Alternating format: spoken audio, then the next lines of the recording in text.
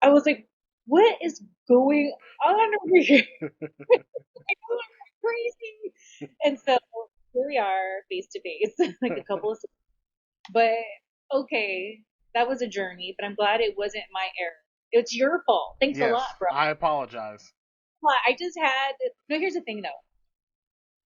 Normally in a situation like that, I would start, my anxiety would start to flare up and like, I'd probably start making more mistakes. But I Mhm. said, okay, no, am I not paying attention? So pay attention. Take it step by step. And I went to the pod stars. Okay, it's the right time. I click on this. Why does it keep taking me to YouTube? And then I was clicking on there. I'm like, there's no live going on. There's no one. I was so confused. But I'm pretty proud of myself because for once, I didn't panic and let the anxiety take over. I just said, okay, let me take it step by step. So if this faux pas can help anybody out there that's suffering with anxiety and thought attacks and messing up, because that's what I do. I'm the queen of once the anxiety happens, I'm like, oh, and it's like, oh, and then I get all mad. It just doesn't serve anything. But right now, Mhm. went with it. And I was like, I can only do the steps, pay attention. I was like, Mhm. okay, I'm paying attention. I'm paying attention. Hi. Well, thank you for taking the time out to do this today. I greatly appreciate it. No So I'll just do a short little intro and then we'll just jump right into it if you'd like. problem. That wasn't being recorded. It's all being recorded, yeah. Okay, good. No, because people should see that. They Okay. should see. That's why I said it, so if it can help anybody out there. Okay. Just for a reason. So I Okay. thought we were recording. So I'll keep it all in. you got you pinky swear? Swear, swear. Wait, pinky. All right. Okay. Yes. So my guest obviously today is former WWE Diva and TNA Knockout, Miss Shelly Martinez. Shelly, how are you? Well, I just told you. Here's the thing. Before that, I was trying to set up everything because blah blah blah. Not to bore you guys with the details, but I'm all about lighting. It's all about lighting because what I learned back in the day being a early 2000s model is the reason why Playboy was so special is because they use little to no airbrushing. And the reason why is because they always they focused on lighting. That's the key. So it was in my brain ever since then. And so, now fast forward, we are where we are. And I'm just like, you know what? I just want to look how I look in person. Hmm. And sometimes when you don't have the right lighting, you don't look like that. You just don't look like that. And for me, it's weird because like I get blown out a lot and stuff like that. So it was tricky, but I made it work. So, and then I got that confusion. So today's a lucha kind of day. That's what it is, a lucha kind of day. It's all over the place, but it serves a purpose. Exactly. So what I do is I talk about people's journeys. I don't ask the same questions you've probably been asked all these years. So we talk about your beginning and your road to developmental and your time in developmental. So how did professional wrestling come into your life? What made you want to get into this crazy industry? Long story short as I can make it, I always Hmm. knew from a very, very young age, like grade school. And people thought I was crazy. Oh, there goes Shelly. And especially when I got into like high school and then out in the early 20s, because I started wrestling in the year 2000. So I was 20 years old. So up until I started to actually train, people thought I was out of my mind because at that time, unfortunately, here on the West Coast, West wrestling wasn't what it is. Wrestling was not what it is today. And me, I was a person that was way into like WWF, and I would have loved. I dabbled in WCW. I would have loved to have gone to these indie shows that were going on around here back in the day, but I Hmm. had no idea that they were going on. Like, and me and my buddies, who they're like super fans too, they had no idea these because it was just that kind of like, hey, brother, Hmm. Not on purpose. I think they just weren't marketing it right, but whatever. So it was weird to people. It wasn't like how I hear stories from my friends that I've met along the way from the East Coast or the Midwest or even other countries. Wrestling kind of had a presence. Independent wrestling had a real presence there, whereas here it just didn't. It's like, how the hell am I going to be a wrestler? So I was already doing modeling and acting. So I was like, okay, I'm just going to blab about it to anyone that will listen because eventually somebody, it'll click. So here's the thing. Here on your podcast, I'm gonna give a little tidbit out there that I never talk about. I remember being super young and watching the movie Sid and Nancy, and then I remember seeing interviews of Courtney Love talking about how she wanted to be Nancy so bad, and so she was like sending in stuff saying I'm her, like da da da, like she owned it and she had the balls to send it out there, and like she ended up in the movie. Like, maybe not that part for Nancy, but she was in the movie, and then she ended up having this whole other career, um, whatever. So, dude, once I saw those interviews and that kind of story, I was like, that's what I got to do. So that's what I did, and that's why people thought I was crazy because I'd like, I'm going to be a wrestler. I'm supposed to be in WWF. Okay, Shelly. Okay. And so then I transferred that to being on set or working with photographers because I knew one day the right person was going to hear it, and they did. Shout out, Sandy Alisi Casting. They put me in an independent film about wrestling, and they use the local wrestlers, and that's when I found out there's a wrestling school because I picked their brain the whole time. I was like, how do I become a wrestler? Like, you definitely look the part, so you got to go to training. Then you start having matches. Then you put them on tape. Then you mail them out to like the different territories, and then you get your experience, and then you try to get your job with WWF. And so finally, for the first time in my life, people were like understanding what I was saying. Yeah, that's what I'm supposed to do. Just tell me what I'm supposed to do. Okay, cool. So that's what I did. And, the rest is history. So to me, it's so funny because I always get asked this question, right? Mm-hmm. Every time I revisit those haters back in the day, oh, Shelly's nuts. Like they really weren't just being like, oh, eye rolling. They were like, no, she's seriously crazy. Like she thinks she's gonna be a wrestler. Like that's what she thinks. She's out there running around saying she's a wrestler. So yeah, dude, it's an interesting tale. So, what was your first initial thoughts of professional wrestling once you started training and getting into it? It's interesting because at different times in my life, I have different answers, but where I'm at in my life right now, it's interesting because I've been revisiting a lot of my journey in wrestling. I've been realizing I had trauma in places I had no idea. And a lot of it stems from those early years of wrestling. Like the first time this chick, long story short, like really beat my ass in the ring. And there was no reason. I was late to the show, but like, so you're gonna, like, I didn't know what she was doing. I got so terrified that I didn't realize till a few years ago the anxiety that would make me so sick and start to have those panic attacks when I was wrestling, no matter how many years I was in it, it stemmed from that trauma because that girl scared me. Because one of my fears when I first started wrestling was I don't want to accidentally paralyze myself or die because I am doing something wrong. So when this girl was like shooting on me and she was hooking me for moves, I was only 2 years in the business that I had no idea what they were. So I didn't know, do I totally tuck my chin or do I need to like raise a little? It's a big difference. We learn these things, these little tiny things and how to tweak our body in hopes that we don't get injured. And I remember telling her, I was like, how do I tuck my chin? How do I tuck my chin? And she just wouldn't talk to me and she would just put me in the moves. And, ooh, like right now, ugh, I feel like throwing up. And it was scary, dude. And so it's interesting, like looking back on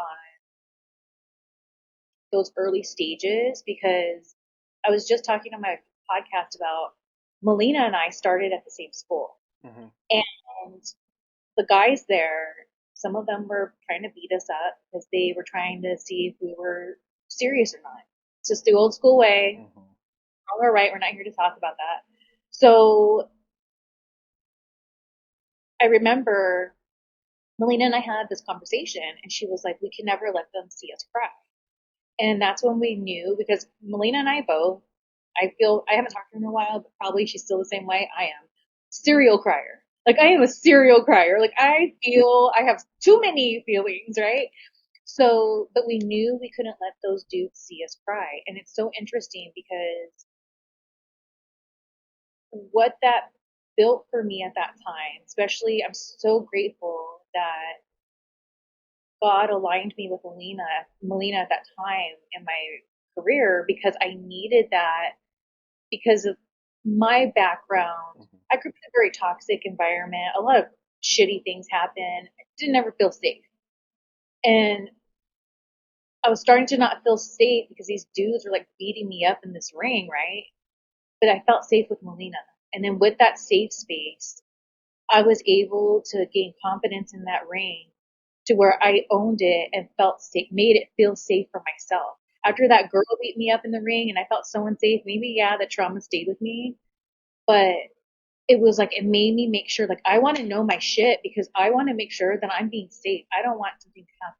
And so there's that, but then to feel not safe in that safe environment, it's like such on another level. So those early years really prepared me for the roller coaster that is the Mm-hmm. world of professional wrestling, Mm-hmm. because I thought that was just on the indies how things were. Once you get on WWF, brother, it gets serious. And it's like, dude, the same stuff. This is the same stuff, almost Mm-hmm. worse. Money, right, Mm-hmm. at stake. So those early stages, man, they really molded me. And I took all those experiences, good, bad, and ugly, and I always carried them with me, whether I'm through my career. And now looking back, I realize that's why those things had to happen, so that Mm-hmm. I would carry them with me throughout my career. I can't imagine having to do that and try to do, because back then it was a very different world for women in professional wrestling, I would assume, and to have to go through that and you still stuck with it. That's something to speak highly about you of, is you were passionate about what you were trying to do, and it just seemed like nothing was going to stop you from doing what you wanted to do. Well, here's the thing. It goes back to, I finally felt like I was in control. Mm-hmm. I remember I had, not to bring the party down, but I had this gag me with a spoon, disgusting boyfriend from like my senior year of high school and then trickling into my 20s. You know, one of those that takes years to get away from. And he was mentally and physically abusive. And I really felt trapped. But when I started wrestling, that's when all of a sudden he was like, oh shit, because he was one of them that said I was crazy. Mm-hmm. He's doing it. And then not only that, those dudes, even though it sucked at that time, beating my ass, challenging me, not just physically, but mentally, and having to control my emotions, but take control. I started applying it to that piece of shit boyfriend. And I Mm-hmm. remember finally for the first time, I was able not only to stand up for myself, but I could leave. And I left. Oh my gosh, can I tell you something though? Speaking of Mm-hmm. him, this is a good story. So a couple years after training, I start like my third year ish. I started just doing lucha. And I was training at this place in Anaheim at the marketplace. Shout out, WPW, shout out. And we had these shows every Sunday, total lucha shows, loved it. And that psycho boyfriend showed up during the show. And at this point, I was already had another boyfriend. Of course, I was his manager, right? And then they're wrestling. So I'm out there managing my new boyfriend while he's wrestling. He comes out and he's like, Shelly, da da da. And I'm like, oh my God. And so and my grandma and my little sister in the crowd. So everyone, they're like, oh God, no. And everyone else is thinking it's part of the show, right? Mm-hmm. All the wrestlers had a great kayfabe. And I just remember Martine, the owner of WPW, and he's also a wrestler. It was almost like it was him, and then everyone was like there, and they all just started going in. He's like, "You just need to get the F out of here," and blah blah blah. So those early years, not only did I feel everything I went through, it gave me confidence. It made me find my safe space. It made me feel I could take it. But for the first time, I had people standing up for me and having my back. So that's what I'm saying, dude. Like that's why, like beginning years, man, they were so important to my journey because, and people, I don't think take the time to think back because you're so busy trying to like, get to where you want to get or whatever. So it is little advice, not that you guys asked for it, but dude, if you're in wrestling, don't forget those beginning stages. Those Mhm. like from when you first started to like 3, 4 years in, it's like those experiences, they challenged you to where you didn't quit after those couple years, where a lot of people do. Mhm. And so I don't know.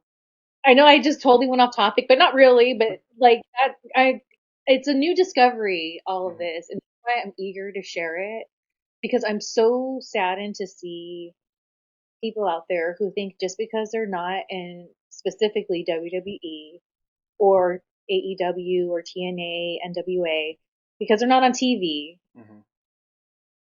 they don't feel validated, and they shouldn't feel that way. I I agree. in this, and I will continue to say it. I don't care if I'm a broken record. It's math. There's only so many spots on Mhm. each. If you're getting booked on a show, be proud. It doesn't Mhm. have to be WWE. It doesn't have to be TNA. It doesn't have to be AEW. Take it from old Grizzled Shelly, man. Please. So, how did OVW come about in your developmental deal? Where were you at when you started pursuing the WWE? Like this was what you were going to do.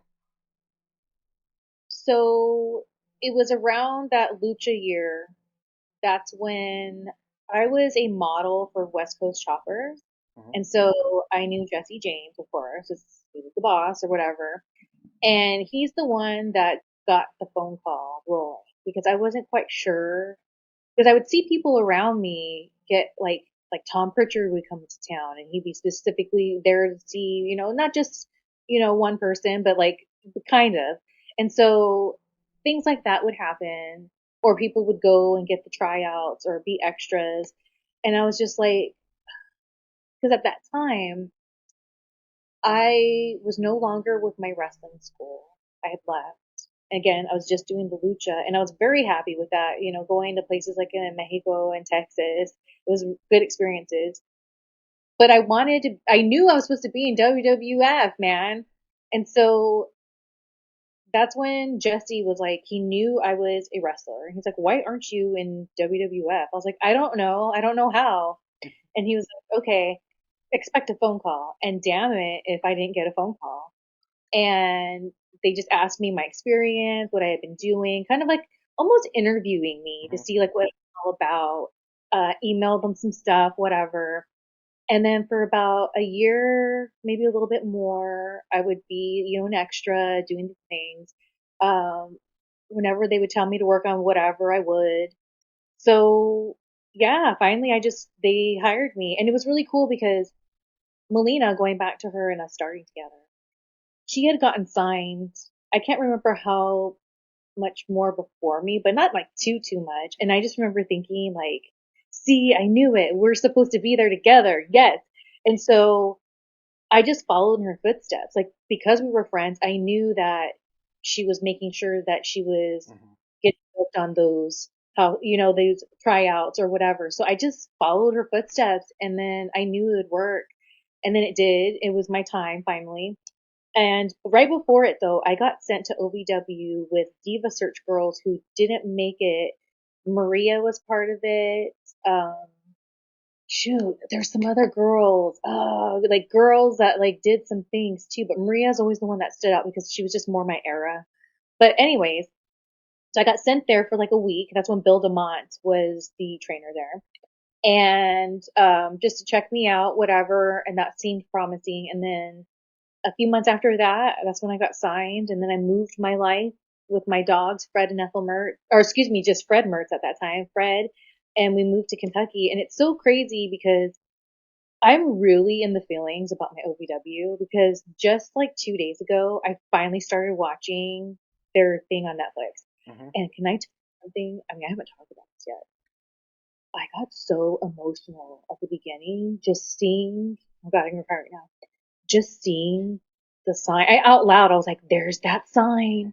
And it's like, oh my God, it was so crazy. And then seeing Al, and that's Al and his mannerisms, and there's that arena, and gosh, I didn't expect this. And then I just remember looking at it and thinking, man, I really bared my soul at OVW. Like I bared my soul there at that place. I learned so much. Not just about wrestling, but just about myself and other people. And it was just like such a special time. I'm really looking forward to like continue. Like I'm of course going to continue, but I'm just like, dude, I didn't realize and I was not ready for it to affect me that way. I thought it was going to be like, Mm-hmm. oh my God, when I saw Danny Davis, I was like, oh my God, out loud. I was like, Danny Evan Davis. God, like it was too much, but I really look forward to watching the series. Oh my Mm-hmm. God.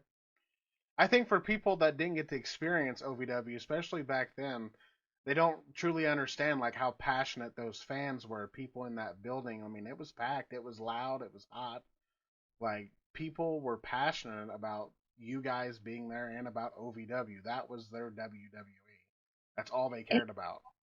it was, and here's what's interesting. I've been out of the loop for many years, right?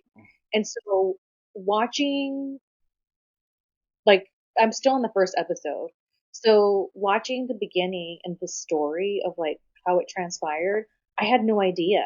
So somebody that has such a connection to it, it was really like the people that did this show did a really good job because I'm just like, dude, this is like awesome. And then learning, and it made me sad to hear that it was almost going to be out of business. Like I didn't realize that. Like I kind of remember hearing something about it, but again, very out of the loop for years. And so I was just like, wow, dude, like like you said, people don't understand.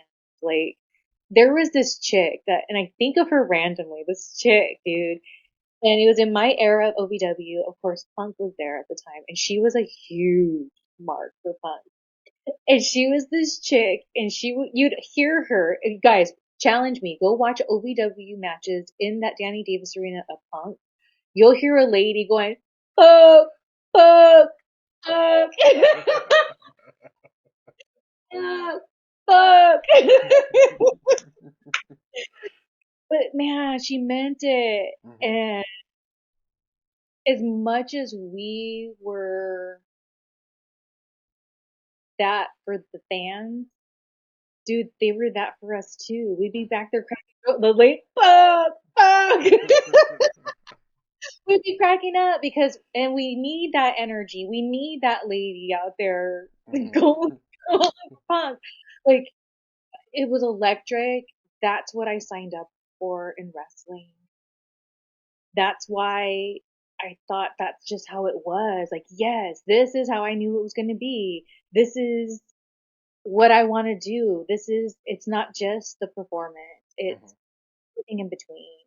And I was hooked. And OVW really was that for me. It was challenging me. Okay, can you hang? Can Mm-hmm. you do this? And the answer was yes.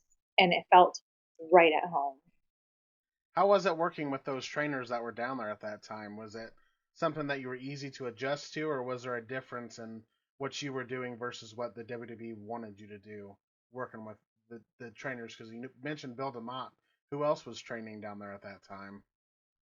Yeah, there was Lance Storm, that was down there. That was really awesome. And here's the thing. What I love, and then Al Snow, um, those were the three that I had experiences with during my time in OVW. And all three of them have completely, and Rip Rogers. I did some Rip Rogers classes, and all four of those men have a completely different style of training. all four of those men offered a style of training that's what I needed. And I needed that push. I needed that straightforwardness. And that's the thing. All of them had that, but in their own way. Like, I needed someone not to be like, oh, it's okay. Like, Mhm. no, that's not how when I started training those early years, they weren't taking it easy on me. They're like, you're the shit. Get up. Like, what's wrong with you? You didn't do, like, I, I'm fine with that. I like that because you're being real with me and you're being honest. And I'm saying it in my head. I don't like sugarcoating. So all of those men had it in their own way. All of them had different ways about helping me understand the business. Mhm. And I'm just like so grateful. And the one I have to give the most credit to though is Al Snow because Al helped me understand the wrestling business to where I went from wrestler to worker. That's when it all clicked. When I had the missing pieces, like I had what I learned at the first couple of years of wrestling school, and then I had my lucha experience, which gave me so freaking much. And then everything in between. I trained at the New Japan Dojo in LA for a little bit back in the day, in the era.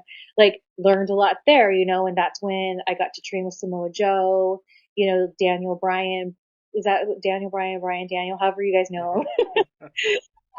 you know, that's when I got to train with those people, and I learned so freaking much, even though it's just a small amount of time. But Al was the missing, like he was the glue. It's like I had all these pieces and then Al Snow came in and he like glued it all together for me. And then that's when I was like, oh, all right, got it. Did they have any plans for you while you were in OVW once you started doing the TV tapings? Well, when I first, like, it was very soon after I had started, Beth had come up to me and she was like, hey, Aaron the Idol Stevens, aka Damien Sandow, we do this gimmick together, but we're kind of, long story short, rebranding it. And we want to do this thing where it's like, kind of like the Two-Face character in the Batman Hmm. movie, where there's like this, like, both girls are bad, but there's like a good bad and like the bad bad. And they wanted me to be the bad bad because she has blonde hair, the angelic face. I just look bad no matter what. And so I was like, yeah, I am all about that. And so very early on, that's what we were doing. And it was freaking awesome. I can't talk enough about how special that pairing was for me because both in and out of the ring, what Beth and Aaron end up becoming and meaning in my life, especially at that time, it's what I needed. And the act that we had was so freaking awesome. It was so freaking cool. They took us on a loop, WWE did, and tried us out. And I know I say the story all the time, but you never know. Some people haven't heard it, so I'm gonna have to say it again. One of the things Paul Heyman used to always say is, what's your WrestleMania moment? Or find your WrestleMania moment, or always treat like that as your WrestleMania moment. So even though I came out at WrestleMania, that wasn't my WrestleMania moment. My WrestleMania moment was in Jamestown, New York with Beth and Aaron when they were trying us out, and he was wrestling Matt Hardy. And Beth pops up. She distracts the ref. I grab Matt's leg so he doesn't do the twist of fate on Aaron. And the crowd booed. And then he cuts him off. Aaron gets out of the ring. We're huddled together, the three of us, me, Beth, Aaron. And the boos in that freaking arena, it just vibrated in my chest. And I was just like, oh my God. Like, and then that's when Aaron's like, do you feel that? And we're like, yes. All right, let's go back. And then that's when I knew, I knew I was supposed to be doing this because I just felt that right now. So that's how deep it is with Beth and Aaron. So what ended up happening is after the loop, they said that they felt that they had a vision for Beth to be a women's champion one day. Hmm. That journey. they saw Aaron more so being in a tag team, and they didn't really quite know what to do with me. And so it sucked because it was such a good, like, we had that moment, like, Mm-hmm. whatever. I thought that was meant to be. So at OVW, Aaron was feuding a little bit with Paul Burchill, and we did this whole thing where I became obsessed with Paul Burchill. So when they didn't know what to do with me, I was at a local show that WWE had, and they would have some of us contracted people go and just to get looked at, whatever. And I saw Vince at the ring, and nobody was around. He was just there, and I was like, okay. So I went up to him, and I was like, hey, my name's Shelly. I'm in developmental. I'm obsessed with Paul Burchill over there at OVW. I see that he's missing something here because that's when he was doing the pirate. And I was like, he's missing me. So I like to show you like what I can. And he was like, you know what? Yeah, let's try it on Velocity. So I came out with Paul Burchill one time on Velocity. It was so awesome because even though as vampire as I am part pirate too. And dude, let me tell you, I saw a whole merchandising thing because that's when like Mm-hmm. the Pirates of the Caribbean. So I was like, we can go to red carpets and be in gimmick, like totally, like we really think we're pirates. Like I saw this whole vision, but then they decided to kill off the pirates, and then that didn't happen. And then, of course, that transpires over to Ariel. And what's interesting, going back to Courtney Love and not giving up, and even if you seem crazy, because that's how like, pretty much, I was very aggressive with WWE once they started watching. Every time I did a photo shoot, sent them the pictures. Anytime I did anything, I sent them whatever. I was like, probably bugging them. And so, Kevin, it's so interesting because he was down in OVW as Kevin Seven. Mm-hmm. And when I first got to OVW, before Beth and Aaron, they had said that I was going to only be there for a little bit, and then I was going to go on the road right away because I was going to be part of the new brood, which was going to be Gangrel, Kevin Seven, me, and Jimmy Wang Yang. And so I was like, awesome. And so after WrestleMania does those sweeps where they're tightening up the budget or whatever, they let go of all of those people except me. And so I'll never forget, I went into the girls' locker room and Mickey James was there. And I was like, where's Kevin? She's like, he got let go. You didn't know? Because again, I'm always out of the loop. I Mm-hmm. don't pay attention to these things. And so I was like, dude. And so then that's when the whole thing with Beth and Aaron. So fast forward, when they didn't know what to do with me again, that's why I was so aggressive. I was like, I'm just going to ask Vince. I'm going to ask Vince, like, whatever. And people were like, don't do that. I was like, why? I'm going on Velocity tonight. Going back to people who thought that I was crazy, but Courtney Love told me that. Well, Kevin, he ended up, when he got fired, it was like this whole controversy, whatever, look it up. And I watched him for that entire time lobby to get his job back. Anytime Office was there was Kevin, to where people in class would make fun of him. Oh, here comes Kevin Seven trying to look for his job back, just trying to get his job back. And they made fun of him to his face, like the whole 9 yards, but he kept coming, kept coming. And then what happened? ECW, the revamp, unintended. And then what happened? Me and F and Kevin become freaking vampires together.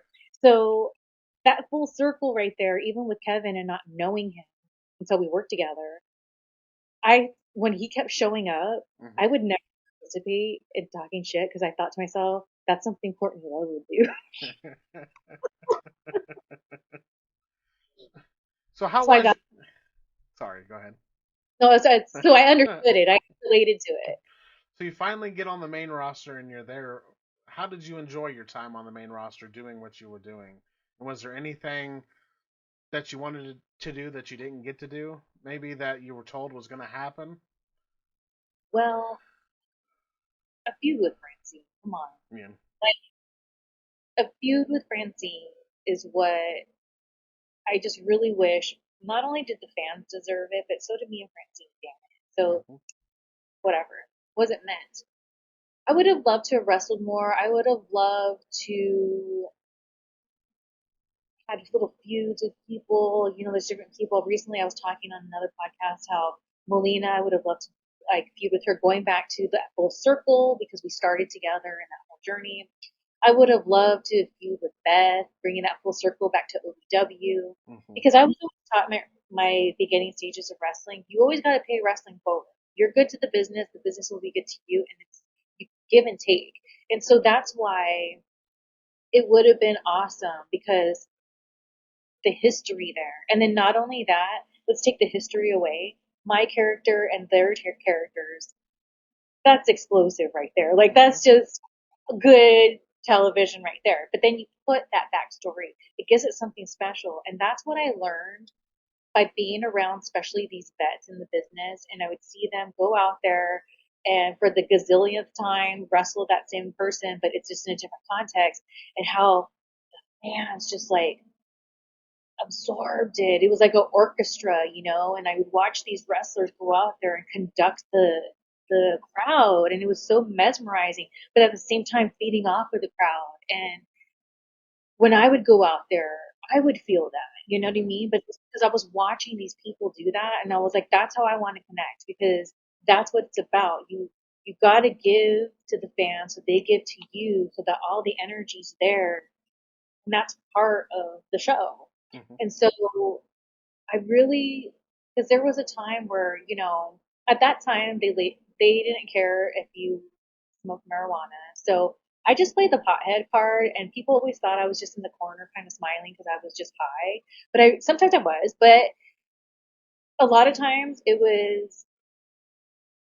At first, it started. I was so nervous and didn't want to lose my job. Mm-hmm. But I became a fly on the wall, and I would just watch. And in particular, Paul London and Brian Kendrick. So I would see them and I would see all these different little, like, as time went on, dramas and people, like, maybe not seeming so happy, whatever. But man, they always made it look fun. They always made it look like they were, like, not letting the BS affect them. Mm-hmm. They go in the parking lot and they come back reeking of marijuana and just being like, I just remember, I don't know if they did this often or if it was just like a memory I have, but I remember they both had on kind of like button up Hawaiian shirts, but they were unbuttoned because their gear was under it. And I just remember they came through and they were just like smiling and they just walking in. And it reminded me of the energy of the like when I was in my Lucha days and how we used to feel. And I would just look at them. I'd like, see, like, I want to be like that. I don't want to be like this person over here that seems kind of over it. I don't want to be like this person over here that seems miserable. I don't want to be like this person over here that seems like they has to politic 24/7. Like they're just doing a good job, doing what they love and making it fun. Now, I don't know how long that lasted for them because I've seen that shoot interview, but at that time what I was observing, I was like, dude, see, like you can make it fun, and I just loved seeing that. But then when I would see people who were like, ugh, I'll never forget, like seeing Shelton Benjamin he would and Victoria, they would do these in slow motion matches, like when there was downtime. Like it'd be like, no, I'm gonna stop you. It was just so funny. And I was like, see, and then there was people like Shane Helms and Shannon Moore. I was just like, they made it look fun because they were all buddies, you know, they grew up in the business together. So I was like, see, that's freaking awesome. I related because Melina, even though I see her too much at work because we were on different like days that we worked, different shows, but these people made it seem so fun. And it was like a tiny handful of them. When I see all these other people all stressed out, backstabbing each other, politic, I saw this like small group of people and they like still got their TV time. They still got to participate. They still connected with the effing fans, put on an effing good show, and they seemed happy and they seemed like they were having fun. And I loved that. So that's what my time in WWE showed me is that you can make wrestling your own. You can make it is what you make it. And I had a lot of awesome people just by them living by example taught me that. And I think that's so cool. I agree. How has life been after WWE? Well, you know, I was butthurt for a long time. It was hurtful. It, I, now that you kind of have a little tiny taste of what the business has meant to me, how hard I worked for it, it wasn't this fly by night kind of, oh, let's be like a wrestler. And that's fine if people do that. That's fine. But that ain't me, babe. That ain't me. Like, it's more. It gave me strength, positivity. Gave me confidence. It made me feel like if somebody were to attack me out in life, I know how to take a hit and I know how to beat people up. So I felt like just knowing I can, if I have to throw it down, I can have to throw it down. But I think because I was that confident about it, I didn't have to throw it down because people didn't see me as like this target because I was like, dude, I'll box. To this day, I'll tell like my man, I'll be like, if we're in a shady area, I'll be like, look, I swear to God, if something goes down, I got your back, man. I swear to God. So wrestling really helped me with that. When those dudes were beating my ass, they, I hate to say it, but it did toughen me up. I'm not saying it's right. Hmm. It toughened me up. That shitty boyfriend I had, that experience, and like finally getting out of it and then moving on. Like it's deep, dude. Wrestling's deep. And that's why when people want to be like, oh, Shelly sucks and this and that, it's like, you know what? That's fine. I don't care because people who I've trained with, Hmm. work with, know how hard I go and what I put in. So that's the fact. Most people that say that don't know my wrestling career. They only know me from like TV, which I really didn't get to wrestle. It was like 3 years of my career. That was 17 years. So it's like most of my career is indie, man, and my matches speak for themselves. So I don't know. I know kind of went off on a tangent there, but whatever. What are you up to today? Well, I retired from wrestling in 2017, and then in 2018, I stopped doing the wrestling conventions altogether. Well, I'm back. I'm going to WrestleCon next week, so that'll be interesting. And I'm not totally back. I'm just going to WrestleCon because it makes sense for my life.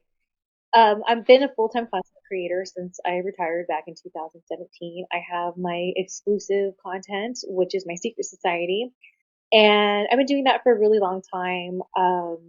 Even prior to 2017, it's something I've been doing since before I became a wrestler and I was just doing modeling. One of my niches was pinup modeling, and I really learned from the pinup models back in the day the importance of having a website and e-content for your fans.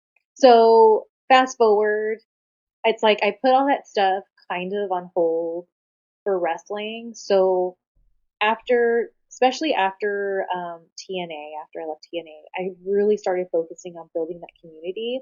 My first website was just shellymartinez.com, and I called my members Funtime Gang. Shout out to my Funtime Gangs, never say die, my shirt. Um, and because I'm Funtime Shelly, that's a nickname my friends gave me back in the day. So dude, it's just carried on, and that's been my like main job for a long time. Of course, I have podcasts. Um, I still do some acting and stuff like that. I'm a video editor, so I do video editing for some companies and other creators as well. So I kind of just do it all. Like I do a little bit of everything and a whole lot of just trying to make life work for me after wrestling. I have a lot of really cool projects that I don't like talking about them until they're done, and it's like, here you go. You can watch it. Because then people are like, where can we watch it? Well, no, I'm not doing that. So there's a lot of cool things, but I think for me, having to embrace my wrestling career, the good, bad, and the ugly, is what has helped me be able to stay afloat in the content world because